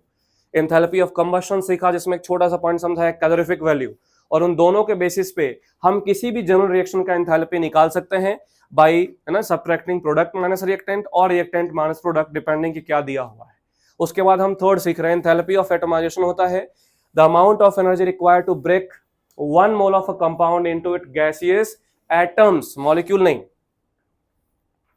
और एंथैल्पी ऑफ एटमाइजेशन के बेसिस पे हम क्या निकाल सकते हैं, ऑब्वियसली बॉन्ड एंथैल्पी निकाल सकते हैं। तो एक क्वेश्चन दिया है PH3 की बॉन्ड एंथैल्पी, तो बनाओ पहले PH3 को। तो देखो यहां PH3 हो गया, तो जो PH3 का बॉन्ड एंथैल्पी है बेटा, क्या मैं लिख सकता हूं, it will be equal to 3 times of PH की बॉन्ड एनर्जी, यस और नो? कि इसको एटमाइज करने का मतलब हमने ये तीनों बॉन्ड तोड़ा होगा। सिमिलरली अगर P2H4 में ड्रॉ करूं, P2H4 अगर मैं ड्रॉ करूं, तो क्या दिख रहा है कि enthalpy of atomisation of P2H4 will be equal to what, PP की bond enthalpy of PP plus, और क्या तोड़ा होगा, 4 into bond enthalpy of PH। क्या हमें ऊपर से PH का बॉन्ड एंथैल्पी मिल गया है? ये कितना दिया है, PH3 का बॉन्ड एंथैल्पी कितना दिया है, X। तो बॉन्ड एंथैल्पी ऑफ PH कितना होगा, X/3 इंटू क्या हो गया 4 प्लस PP की बॉन्ड एंथैल्पी, और इसका एंथैल्पी ऑफ एटमॉस्फेयर कितना दिया है, Y। तो PP का बॉन्ड एंथैल्पी कितना आ गया बेटा, Y माइनस 4X/3, ये हो गया। This is called enthalpy of atomisation. Next जो अपना सबसे इंपॉर्टेंट है इन सारे एंथैल्पीज में, वो है एंथैल्पी ऑफ न्यूट्रलाइजेशन। क्या है, एंथैल्पी ऑफ न्यूट्रलाइजेशन। न्यूट्रलाइजेशन शब्द का मतलब क्या समझते हैं हम, acid plus base give salt plus water, that is called neutralisation. लेकिन जब भी एसिड बेस रिएक्शन को करते हैं, तो मैं कई बार बोल चुका हूं, मोल बेसिस पे ना होकर के ग्राम इक्विवेलेंट के बेसिस पे होता है। किस बेसिस पे? तो ध्यान सुनना, यहाँ पे एक एक पॉइंट में एक एक लाइन की तरह समझाऊंगा, उसको अपने को बिल्कुल ढंग से समझ लेना है। What is enthalpy of neutralization is the amount of energy release। देखो मैं साफ साफ लिख रहा हूं, amount of energy release मतलब एक्सोथर्मिक हो गया endothermic, exothermic when 1 gram equivalent of acid reacts with 1 gram equivalent of base, 1 gram equivalent of base। अगर 1 gram equivalent of acid 1 gram equivalent of base के साथ रिएक्शन करता है, और जो भी इसमें एनर्जी रिलीज होगा उसको क्या नाम देंगे, एंथैल्पी ऑफ न्यूट्रलाइजेशन। क्या नाम देंगे, एंथैल्पी ऑफ न्यूट्रलाइजेशन। अब यहां पे सेकंड केस क्या है, आप इसको ढंग से समझें कि कुछ हमें स्टैंडर्ड एंथैल्पी ऑफ न्यूट्रलाइजेशन की वैल्यूज याद रखनी है। जैसे अगर हमने एसिड में स्ट्रॉन्ग एसिड का लिया और बेस में स्ट्रॉन्ग बेस लिया, ये किलो जूल पर मोल की जगह बोलना सही रहेगा kilo joule per equivalent, that will be more better. सुन रहे हो ना? अब एसिड और बेस में अगर हमने एसिड कौन सा लिया, स्ट्रॉन्ग एसिड, बेस कौन सा लिया, स्ट्रॉन्ग बेस। अगर हमने इसमें वीक एसिड और स्ट्रॉन्ग बेस लिया, अगर हमने इसमें स्ट्रॉन्ग एसिड और वीक बेस लिया, या हम fourth weak acid plus weak base ले सकते हैं, तो इन सब में जो एनर्जी रिलीज होगा उसको एंथैल्पी ऑफ न्यूट्रलाइजेशन ही बोलेंगे, लेकिन सब में same amount of energy release नहीं होगा। स्ट्रॉन्ग एसिड स्ट्रॉन्ग बेस का मतलब क्या है, जिसमें 100% डिसोसिएशन होता है, उसका डिग्री ऑफ डिसोसिएशन ऑलमोस्ट 100% हो, पूरी तरीके से H खत्म हो जाएगा, पूरी तरीके से OH खत्म हो जाएगा। लेकिन ध्यान रहे, equal gram equivalent of acid base reaction कर सकते हैं। ऐसा नहीं है कि एसिड का 1 ग्राम इक्विवेलेंट है और बेस का 2 ग्राम इक्विवेलेंट है तो आप 2 ग्राम के हिसाब से रिएक्शन करोगे, नहीं। अगर एसिड का 1 है तो बेस का भी कितना होगा 1, या अगर एसिड का 2 है तो बेस का भी कितना होगा 2, तो ही रिएक्शन होगा, वरना जो भी मिनिमम अमाउंट है वही रिएक्शन होता है। तो इस केस में देखा गया है, ये case strong acid strong base के केस में जो स्टैंडर्ड एंथैल्पी ऑफ न्यूट्रलाइजेशन है, जिसको हमें याद करना है, इस वैल्यू को कितना होता है -57.33 किलो जूल पर इक्विवेलेंट और -13.7 किलो कैलोरी पर इक्विवेलेंट। और इन सब में जो स्टैंडर्ड एंथैल्पी ऑफ न्यूट्रलाइजेशन होगा it will be less than these values, बोले तो less than -57.3 kilo joule per equivalent. और क्यों, तो यहां नोट लिखना चाहूंगा क्योंकि रिएक्शन अच्छे से हो नहीं पाएगा। अगर एक भी कंपोनेंट वीक हुआ तो रिएक्शन अच्छे से नहीं हो पाएगा। एक सेकेंड में मान लो 100 OH दे रहा है और वीक एसिड एक सेकेंड में 10 H+ दे रहा है, तो रिएक्शन कैसे संभव है? इसलिए इसमें से कुछ एनर्जी कम हो जाता है। क्यों? क्योंकि यहां पर लिखूंगा because some amount of energy is used to dissociate weak acid और वीक बेस कंप्लीटली। वो जब तक कंप्लीट रिएक्शन या कंप्लीटली डिसोसिएट नहीं करेंगे तब तक उनका रिएक्शन नहीं होगा। इसलिए कुछ एसिड या बेस को तोड़ने में 100% तोड़ने में कुछ अमाउंट ऑफ एनर्जी यूज हो जाता है, तो इसलिए जितना रिलीज होना चाहिए उससे कम रिलीज होता है। अब स्ट्रॉन्ग एसिड स्ट्रॉन्ग बेस आप जानते ही हो, HCl, HBr, HI, H2SO4, HClO4 सब क्या होते हैं? Strong acid. NaOH, KOH, BaOH whole twice सब क्या होते हैं? Strong base. वीक एसिड में कौन कौन आता है? HF, HNO2, HCN, acetic acid, ये सब के सब क्या होते हैं? Weak acid. और वीक बेस में NH4OH, BOH whole twice, MgOH whole twice, ये सब वीक बेस में आते हैं।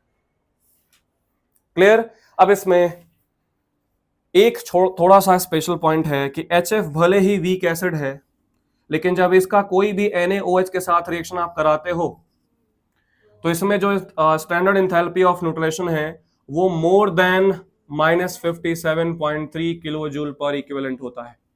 और इसका रीजन है HF के साथ हाइड्रोजन बॉन्डिंग।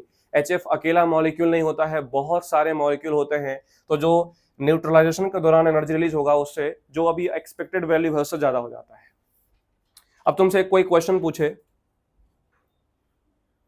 कि अगर 1 मोल, ध्यान सुनना, 1 मोल H2SO4 अगर रिएक्शन कर रहा है विद NaOH के साथ तो कितना अमाउंट ऑफ एनर्जी रिलीज होगा? तो तुम्हें मोल बेसिस पे नहीं करना है, किस बेसिस पे करना है? ग्राम इक्विवेलेंट के बेसिस पे। अगर मोल दिया है तो क्या हम ग्राम इक्विवेलेंट निकाल सकते हैं? कितना होगा ग्राम इक्विवेलेंट बेटा? Mole into N factor. कितना मोल दिया है बोलिए इसका? 1। तो ग्राम इक्विवेलेंट कितना होगा? मोल 1 इंटू एन फैक्टर कितना होगा? 2। तो यहां ग्राम इक्विवेलेंट ऑफ एसिड कितना हुआ? 2। तो बेस का भी कितना यूज हुआ होगा? 2, क्योंकि बेस का कुछ मेंशन नहीं है तो हम एक्सेस में मान के चलेंगे।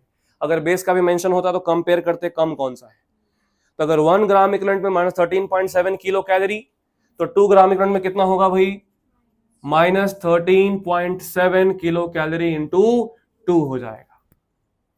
इसी क्वेश्चन को जरा रिफॉर्म करते हुए मैं बोलूं कि if 0.1 molar 50 ml HCl react with 0.1 molar 100 ml NaOH, तो बताओ कितना एनर्जी रिलीज होगा?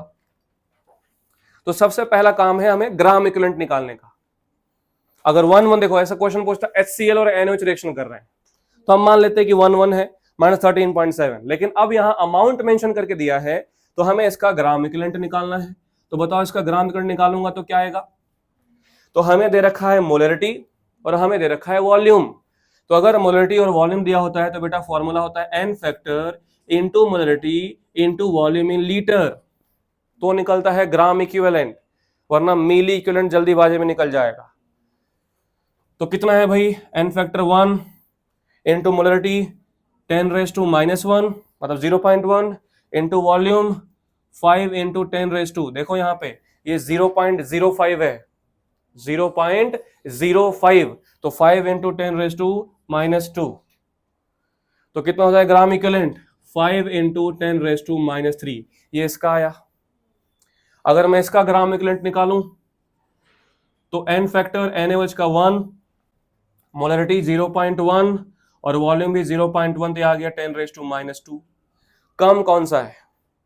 ऑब्वियसली ये। तो रिएक्शन 10⁻² ग्राम इक्विवेलेंट से होगा कि 5 इंटू 10⁻³ से? तो बताओ क्या लिखेंगे? हम यहां लिखेंगे कि अगर 1 ग्राम इक्विवेलेंट में माइनस 13.7 रिलीज होता है किलो कैलोरी में, जूल में, जिसमें भी आपको निकालना पड़े, किलो जूल में, तो हमें पता है कि 1 ग्राम इक्विवेलेंट में माइनस 57.3 किलो जूल निकलता है। तो बोलो 5 इंटू 10 का पावर माइनस 3 में कितना होगा? तो 5 इंटू 10 का power minus 3 into minus 57.3 into 10 का पावर 3 जूल। सही है? इस किलो जूल को जूल लिख दिया तो ये कैंसिल हो गया, तो सिर्फ आंसर क्या आ जाएगा? माइनस 57.3 इंटू 5 जूल, इतना एनर्जी रिलीज होगा। समझे? जो सबसे कम वैल्यू है वही लेना है। सबसे कम वैल्यू क्या है? ये। और जो इस पूरे एंथैल्पी ऑफ न्यूट्रलाइजेशन जिसके वजह से इस पे स्टार लगा है वो क्या है? क्या लिखा है? In case of weak acid और weak base some amount of energy will be released, some amount of energy will be released to dissociate the weak acid or weak base completely। तो कितना अमाउंट ऑफ एनर्जी लगा होगा या कितना amount of energy use हुआ होगा, not release, कितना amount of energy use हुआ होगा उसको तोड़ने में वो निकालना है। तो यहां पे we can calculate the enthalpy of dissociation of weak acid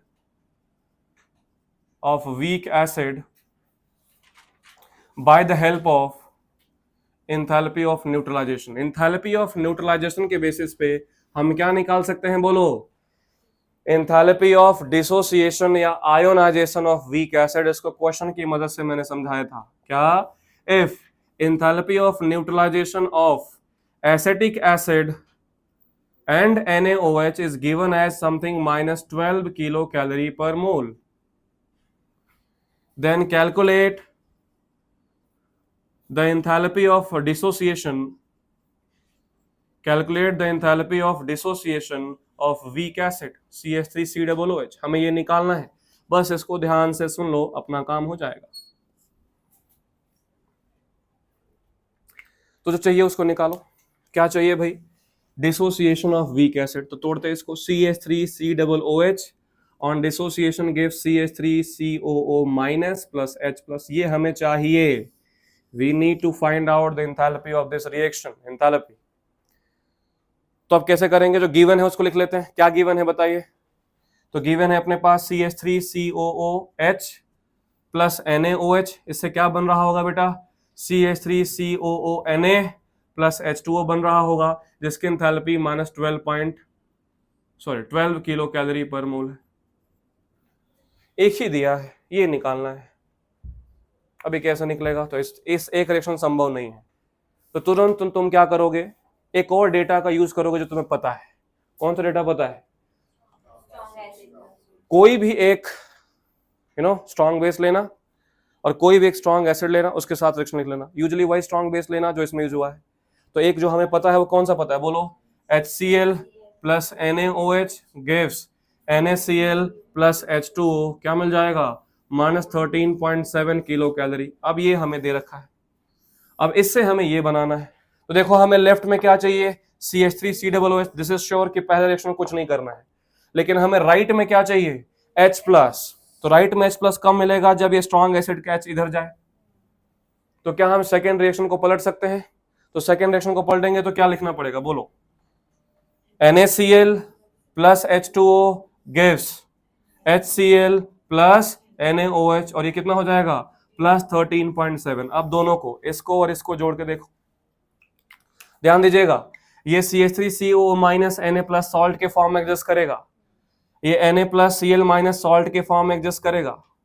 यहाँ पे Na प्लस और Cl माइनस, तो पहले तो H2O कैंसिल हो गया, NaOH कैंसिल हो गया, दिख रहा है। अब इसको मैं मिटा देता हूं अभी के लिए। तो अब देखो क्या दिखा? Na प्लस भी क्या कर सकते हैं? कैंसिल। Cl माइनस क्या कर सकते हैं? कैंसिल। ऐसे थियोरेटिकली कैंसिल कर सकते हैं, ऐसा होता नहीं है, क्योंकि स्ट्रॉन्ग इलेक्ट्रोलाइट है तो ऑब्वियसली आयंस के फॉर्म में रहेगा। तो क्या बचा? बोलो, CH3COOH, और कुछ नहीं बचा। इधर क्या बचा? CH3COO माइनस, इधर क्या बचा? H plus. तो मतलब ये माइनस 12 प्लस 13.7 कितना आ गया? 1.7। तो देखो इधर देखो, अगर अपने पास वीक एसिड HA टाइप है, एक ही H है जिसमें एक ही प्रोटॉन है, ऐसा वीक एसिड है, और उसका तुम्हें एंथैल्पी ऑफ आयोनाइजेशन निकालना है वीक एसिड का, तो वो क्या होगा? एंथैल्पी ऑफ न्यूट्रलाइजेशन जो था वही, एंथैल्पी ऑफ न्यूट्रलाइजेशन जो दिया होगा वीक एसिड का, वीक एसिड का स्ट्रॉन्ग बेस के साथ जो दिया होगा वही है ना। और उसमें से 13.7 क्या कर दोगे, जो साइन के साथ जो भी होगा उसको रखना, और इसमें क्या कर देना, minus enthalpy of neutralisation of strong acid strong base, मतलब इन शॉर्ट इसको प्लस अब enthalpy of neutralisation of strong acid strong base, ये कर देना तो मिल जाएगा। अब किलो जूल में है, किलो कैलोरी में होता है, दोनों को वैल्यू साइन के साथ ही पुट करनी है, इसलिए मैंने पहले से माइनस लिख दिया, ताकि -13.7 करोगे तो क्या हो जाएगा, ये ऑटोमेटिकली +13.7 किलो कैलोरी में, और किलो जूल में करना होगा तो कितना आ जाएगा 57.33। तो एक लाइन में अगर ये पता हो, लेकिन ये देख लेना HA टाइप हो, अच्छा नहीं कि H2C2O4 है, तुम वही लगाए जा रहे हो। तो एंथैल्पी ऑफ न्यूट्रलाइजेशन सबसे ज्यादा अभी इस साल का हॉटस्पॉट टॉपिक है जो पूछा जा सकता है, इसलिए ये क्वेश्चन और ये क्वेश्चन थोड़ा ध्यान रखें। क्लियर? नेक्स्ट है बॉन्ड एंथैल्पी, वो देखो क्या होता है बॉन्ड एंथैल्पी। अगर तुमसे कोई पूछे कि व्हाट इज बॉन्ड एंथैल्पी तो क्या बोलोगे? देखो, अगर आपसे कोई पूछे व्हाट इज बॉन्ड एंथैल्पी, तो simple, it is amount of energy required to break all the bonds present in one mole compound. क्या बोला मैंने, बोलो, energy required to break all the bonds present in one mole compound. सुनिएगा, मतलब यहां से देखने से लग रहा है कि बॉन्ड एंथैल्पी क्या होगा, पॉजिटिव, लेकिन इट मे बी नेगेटिव। ये नेगेटिव भी हो सकता है, खासकर अगर इंटरमीडिएट्स के केस में बात करें, क्योंकि देखने से यही लग रहा है कि सर बॉन्ड तोड़ने में तो हमेशा एनर्जी देना ही पड़ेगा तो पॉजिटिव होगा, लेकिन ऑर्गेनिक कंपाउंड में कभी कभी बॉन्ड एंथैल्पी को नेगेटिव देखा गया है कि अपने आप ही इंटरमीडिएट्स के बॉन्ड टूट जाते हैं, रिएक्शन हो जाता है, एनर्जी रिलीज हो जाती है। तो आपसे कोई पूछे bond enthalpy is always positive, तो गलत है, इट मे बी नेगेटिव। ये अच्छा पॉइंट है। अब जो बेटा बॉन्ड एंथैल्पी है ना, इसको हम बॉन्ड डिसोसिएशन एंथैल्पी भी बोलते हैं, बॉन्ड डिसोसिएशन एंथैल्पी भी बोलते हैं, या मीन बॉन्ड एंथैल्पी भी बोलते हैं, दोनों सेम ही है। मीन बॉन्ड एंथैल्पी भी बोलते हैं, दोनों सेम है। बॉन्ड डिसोसिएशन एंथैल्पी किसके लिए बोलेंगे, डायटोमिक मॉलिक्यूल्स के लिए। बोलो किसके लिए, डायटोमिक मॉलिक्यूल, जैसे H2Cl2, HH को तोड़ना है, ClCl को तोड़ना है, तो इसके लिए हम टर्म यूज करेंगे बॉन्ड डिसोसिएशन एंथैल्पी। लेकिन अगर पॉली एटॉमिक मॉलिक्यूल्स हैं, पॉली एटॉमिक मॉलिक्यूल्स हैं, तो कैसे बॉन्ड एंथैल्पी निकालोगे? जैसे फॉर एग्जांपल अमोनिया ही है, तो इसको तोड़ने में x किलो जूल लगेगा, इसको तोड़ने में y किलो जूल लगेगा, इसको तोड़ने में z किलो जूल लगेगा, थोड़ा थोड़ा डिफर ही होता है, although they have same bond, same type of bonds. तो इसमें अगर तुम बॉन्ड एंथैल्पी लिखोगे तो इसका नाम मीन बॉन्ड एंथैल्पी हो जाएगा, because it will be x plus y plus z by 3 हो जाएगा। टोटल 3 बॉन्ड्स को तोड़ने में इतनी एनर्जी लगी है, तो एक NH की mean bond enthalpy x plus y plus z by 3 हो जाएगा। इसका इंपॉर्टेंस क्यों है और कब है, तो वो है यहां पे, how to calculate enthalpy of reaction on the basis of bond enthalpy. ये बड़ा इंपॉर्टेंट पॉइंट है कि अगर बॉन्ड एंथैल्पी दिया है तो भी हम एंथैल्पी ऑफ रिएक्शन निकाल सकते हैं। तो देखो एंथैल्पी ऑफ रिएक्शन मैंने पहले कैसे बेसिस सिखाया है, एंथैल्पी ऑफ फॉर्मेशन, फिर किस बेसिस सिखाया, एंथैल्पी ऑफ कंबशन, अब किस बेसिस पे है, बॉन्ड एंथैल्पी। तो बॉन्ड एंथैल्पी के बेसिस पे अगर एंथैल्पी ऑफ रिएक्शन निकालना है तो कंबशन वाला यूज करना, क्या, mole into bond enthalpy of reactant minus mole into bond enthalpy of product. ये बहुत काम आएगा छोटे छोटे क्वेश्चंस में। जैसे देखो बोला, if bond enthalpy of H2Cl2 and HCl are something 450, 240 and 300 kilo joule per mole, एक रफली डेटा ले रहा हूं। Find out enthalpy of formation of HCl। अब देखो क्वेश्चन में हमसे क्या पूछा है बेटा, फॉर्मेशन ऑफ HCl, तो जो पूछा उसका रिएक्शन लिख लो। कैसे करोगे HCl का फॉर्मेशन? H2Cl2 लिखूं या हाफ लिखूं? तो बोलो half H2 plus half Cl2 gives HCl, और इसका एंथैल्पी निकालना है। और क्या दिया है हमें? Bond enthalpy. तो क्या लिखेंगे अगर बॉन्ड एंथैल्पी दिया हो तो? एंथैल्पी ऑप्शन क्या होगा बोलो? Half into bond enthalpy of H2 plus half into bond enthalpy of Cl2 minus bond enthalpy of HCl। ये आ जाएगा आंसर। थोड़ा सा नीट में अगर इनको टफ करना होता है, पता क्या बोलते हैं कि H2Cl2 HCl का बॉन्ड एंथैल्पी का रेशियो है 1:2:1। अब देखो इसे क्वेश्चन घुमा देंगे, ध्यान से देखना। 1:2:1 पूछा, if enthalpy of formation of HCl is something minus 200 kilojoule per mole, then find out bond enthalpy of H2। काफी फेमस सवाल है। तो देखो जो तुम्हें दिया है पहले इसको लिख लो। क्या दिया आपने को बेटा? तो फिर से रिएक्शन बनाते हैं, half H2 plus half Cl2 gives HCl। बोलिए सही बात है। और इसका एंथैल्पी दे रखा है कितना बेटा? -200। तो क्या लिख सकते हो? Enthalpy of reaction is equal to half into bond enthalpy of H2। अब तुम देखो यहाँ पे H2Cl2 और HCl जो है 1:2:1। तो अगर मैं इसको x मान लूं तो क्या लिख सकता हूं? x:2x:x। हाँ या ना? तो क्या हो जाएगा बोलो? Half into bond enthalpy of H2 कितना है बेटा? x plus half into Cl2 की बॉन्ड एंथैल्पी 2x माइनस क्या हो जाएगा? x। यहां से x सॉल्व कर लो, हो जाएगा। या तीसरा सवाल और आसानी से होता है कि C2H4 है प्लस H2 और यहां से C2H6 बना है। बताओ इसका एंथैल्पी ऑफ रिएक्शन क्या होगा अगर CC का बॉन्ड एंथैल्पी दिया है, CH का बॉन्ड एंथैल्पी दिया है, C डबल बॉन्ड C का बॉन्ड एंथैल्पी है, HS का बॉन्ड एंथैल्पी है। तो कुछ नहीं करना है, इसको बस एक्सपेंड कर देना है। C2H4 देखो कुछ ऐसा होगा plus HH bond C2H6 HHHHHH। तो रिएक्टेंट में क्या लिखोगे बोलो? 4 टाइम्स ऑफ CH की bond enthalpy plus C double bond C की बॉन्ड एंथैल्पी प्लस HS की बॉन्ड एंथैल्पी है, तो रिएक्टेंट हो गया। माइनस प्रोडक्ट में क्या लिखोगे? कितने CH? 6 CH की बॉन्ड एंथैल्पी और 1 CC की बॉन्ड एंथैल्पी। तो ये 3 टाइप ऑफ क्वेश्चन है जो बॉन्ड एंथैल्पी पे आएगा, इससे ज्यादा नहीं आता। सबसे मुश्किल सवाल आपको ये देंगे। अब तुम गलती कहां करोगे जानते हो? जल्दीबाजी। They have given enthalpy of formation of HCl, और तुम कैसे करोगे? H2 plus Cl2 gives 2 HCl। गए काम से। फॉर्मेशन दिया है तो आधा ही करना पड़ेगा।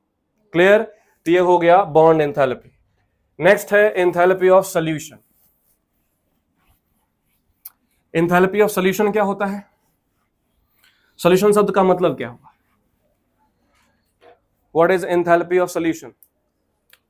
तो सिंपल, अगर आपने एक सॉल्यूट को डिसॉल्व किया किसके अंदर? सॉल्वेंट के अंदर, तो क्या बन जाएगा? सॉल्यूशन। तो एंथैल्पी ऑफ सॉल्यूशन भी क्या होगा भाई? It is the addition of enthalpy of solute plus enthalpy of solvent. Solute की एंथैल्पी को क्या बोलते हैं? Lattice enthalpy. और सॉल्वेंट की एंथैल्पी को क्या बोलते हैं? Hydration enthalpy. और ये ऑलवेज नेगेटिव होता है। क्या होता है? ऑलवेज नेगेटिव होता है। तो सिंपल, अगर लैटिस एंथैल्पी दिया है और हाइड्रेशन एंथैल्पी दिया है, उन दोनों को जोड़ दोगे तो क्या मिल जाएगा? सॉल्यूशन की एंथैल्पी। जैसे एक हमने क्वेश्चन किया था कि अगर अपने पास डेल्टा H दिया है फॉर एनहाइड्रस मतलब पानी है कि नहीं है, copper sulphate is something 18 kilojoule पर मोल, एंड एंथैल्पी ऑफ CuSO4.5H2O दे रखा है -12 किलोजूल पर मोल। तो find out enthalpy of hydration of water. Enthalpy of hydration कितना होगा? तो ये अपने लिए सॉल्यूट है कि सॉल्वेंट है या सॉल्यूशन है? सॉल्यूशन है, क्योंकि CuSO4 में आपने 5H2O मिलाया होगा तो ब्लू विट्रियोल CuSO4.5H2O मिला होगा। तो एंथैल्पी ऑफ सॉल्यूशन कितना दिया है, -12। सॉल्यूट की एंथैल्पी, ये जो एनहाइड्रस कॉपर सल्फेट आपने मिलाया उसकी एंथैल्पी है 18, प्लस एंथैल्पी ऑफ क्या आ गया, हाइड्रेशन। तो एंथैल्पी ऑफ हाइड्रेशन कितना आ जाएगा, -30 किलो जूल पर मोल। ये हो गया सॉल्व। क्लियर। और लास्ट है लैटिस एंथैल्पी। क्या है, लैटिस एंथैल्पी। सबसे पहले समझ लो कि लैटिस एंथैल्पी किसके लिए होता है, ओनली फॉर आयनिक कंपाउंड्स। और ये होता क्या है, it is the amount of energy required to break 1 mole ionic compound या energy required to form 1 mole ionic compound. अब रिक्वायर्ड की जगह तुम कहां रिक्वायर्ड रखोगे, कहां एसोसिएट रखोगे, वो आपके ऊपर है। अगर 1 मोल आयनिक कंपाउंड फॉर्म करते हो तो जो एनर्जी रिलीज होती है उसको क्या बोलते हो, लैटिस एंथैल्पी। या इसको तोड़ने में जो एनर्जी देते हो उसको क्या बोलते हैं, lattice enthalpy. And it is measured by an enthalpy diagram, जिसको क्या नाम देते हैं, बॉर्न हेबर साइकिल। अब क्योंकि हम रिवीजन पे चल रहे हैं तो हमें मेनली इसका फॉर्मूला याद रखना है। कैसे, जैसे एग्जांपल लेते हैं कि NaCl का लैटिस एंथैल्पी कैसे निकालोगे, तो कैसे निकालोगे, तो NaCl बनाने के लिए Na प्लस गैसियस चाहिए होता है, प्लस Cl माइनस गैसियस चाहिए होता है, और इससे NaCl सॉलिड बनता है। अब इस प्रोसेस में जो भी एनर्जी रिलीज या एसोसिएट हुआ है उसको लैटिस एंथैल्पी बोलेंगे। अब नेचर में अपने पास Na प्लस होता है क्या, नहीं, नेचर में अपने पास क्या होता है बेटा, Na सॉलिड। तो इसका सबसे पहले क्या करना होता है, सब्लिमेशन। क्या करना पड़ता है, सब्लिमेशन। तो Na सॉलिड किस में कन्वर्ट हो जाता है, Na गैस में। क्या अपने को Na गैस चाहिए कि Na प्लस गैस चाहिए, Na प्लस चाहिए, तो हमें इस Na को फिर वापस किस में बदलना पड़ता है, Na प्लस में, जिसको हम नाम देते हैं आयोनाइजेशन, इसको हम नाम देते हैं सब्लिमेशन। अब तुमने सब्लिमेट किया है तो ये भी एनर्जी देना पड़ेगा, आयोनाइज किया है तो यहां भी एनर्जी देना पड़ेगा। Na प्लस तो तैयार है। अब हमें क्या चाहिए, Cl माइनस। क्या अपने नेचर में Cl माइनस होता है कि Cl2 होता है, तो क्या करोगे, अपने पास Cl2 है तो Cl2 को तोड़ोगे किसमें, 2Cl में। अब ये डायटोमिक है तो इसको बॉन्ड डिसोसिएशन एंथैल्पी बोलेंगे। और हमें 1 क्लोरीन की चाहिए कि 2 क्लोरीन की, और ये कितने क्लोरीन का है, 2, तो यहां क्या करना पड़ेगा, 1/2, ये भी पॉजिटिव में होगा। अब जब Cl बन गया तो इसमें इलेक्ट्रॉन ऐड कर देना है, और जब Cl में इलेक्ट्रॉन ऐड करोगे तो इसको हम नाम देंगे इलेक्ट्रॉन गेन एंथैल्पी, जो कि यूजुअली नेगेटिव होता है। और इन सबको जोड़ दोगे तो क्या मिल जाएगा, लैटिस एंथैल्पी। क्या मिल जाएगा, लैटिस एंथैल्पी। अब जो भी आपने काम किया है इसी को एंथैल्पी डायग्राम पे बना लेना है। जैसे देखो, सबसे पहले आपने एंथैल्पी ऑफ सब्लिमेशन दिया, उसके बाद से आपने एंथैल्पी ऑफ आयोनाइजेशन दिया, फिर आपने half into bond dissociation enthalpy दिया। ये सब एनर्जी आपने दिया है। सिर्फ एक एनर्जी यहां पर रिलीज हुई है। कौन सी एनर्जी रिलीज हुई बेटा, इलेक्ट्रॉन गेन एंथैल्पी यहां रिलीज हुआ है। और जो बचा हुआ एंथैल्पी है उसको हम लैटिस एंथैल्पी डायरेक्टली नहीं बोल सकते। जब Na प्लस और Cl माइनस बन जुड़ेगा तो पहले NaCl गैसियस बनता है, मतलब पहले एक छोटा सा फॉर्मेशन होता है, उस फॉर्मेशन के बाद फिर अल्टीमेटली किस में जाता है, सॉलिड में। तो यहां पे देखोगे मैं हमेशा ऐसा दिखाना चाहता हूं और दिखाया भी हूं, that is called enthalpy of formation, कि जब Na plus Cl minus combine होगा तो कुछ एनर्जी रिलीज होगी, उसको क्या बोलेंगे, एंथैल्पी ऑफ फॉर्मेशन। और फिर इस डिफरेंस को हम क्या नाम देंगे, बोलो, लैटिस एंथैल्पी। मतलब इन शॉर्ट जो प्रोडक्ट बन रहा है NaCl, इससे 2 टाइप की एंथैल्पी एसोसिएटेड है। कौन कौन, फॉर्मेशन और लैटिस। और जो ये रिएक्टेंट है इनसे ये प्रकार की एंथैल्पी एसोसिएटेड है। So according to energy conservation, सीधा एनर्जी कंजर्वेशन से याद करो, प्रोडक्ट की एंथैल्पी कितनी है, बोलो, enthalpy of formation plus lattice enthalpy is equal to reactant की जो भी एंथैल्पी है, बोलो क्या क्या, enthalpy of sublimation plus enthalpy of ionisation plus half into bond dissociation enthalpy plus electron gain enthalpy. तुम्हें कुछ भी माइनस नहीं करना है, वो वैल्यू ऑटोमेटिकली माइनस करा देगा। तो ये याद करने का सबसे अच्छा तरीका है product is equal to reactant. जो NaCl बना है उसमें सिर्फ लैटिस एंथैल्पी नहीं, वो जब कंबाइन हुआ होगा तो कुछ एंथैल्पी ऑफ फॉर्मेशन भी रिलीज हुआ होगा। इस वैल्यू में पुट कर दोगे, सारी वैल्यू दी गई होती हैं, आपको लैटिस एंथैल्पी मिल जाएगा। इसी के साथ थर्मोकेमिस्ट्री और थर्मोडायनामिक्स समाप्त होता है।